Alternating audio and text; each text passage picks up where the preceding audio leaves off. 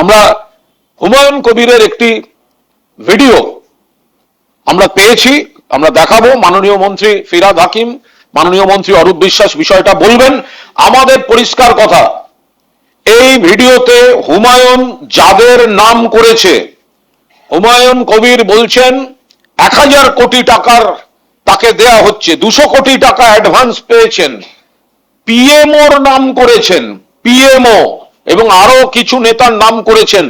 আমরা strongly investigation enquiry demand করছি।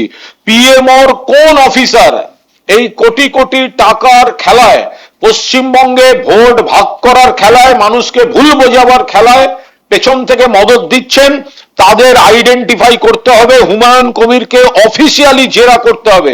এবং যেহেতু এখানে টাকার কথা আছে, সেক্ষেত্রে সমস্ত রকম তদন্ত হবে। এবং ইডি কেন এখন হাত গুটিয়ে বসে থাকবে? টাকা লেনদেনের কথা বলছেন, তাহলে ইডি এবার হুমায়ুন কবিরকে নোটিশ দিয়ে ডাকুন। আমরা স্ট্রংলি ডিপেন্ড করছি, কনসার্ন যতগুলি তদন্ত সম্ভব তদন্ত এজেন্সির আওতায় পড়ে, প্রত্যেককে এ ব্যাপারে হুমায়ুন কবিরকে জেরা করতে হবে। কারা মুসলমানদের আবেগ নিয়ে খেলা করছে, ভোট ভাগের চেষ্টা করছে, টাকা দিচ্ছে, এবং পিএমওর কোন কোন অফিসার আছে।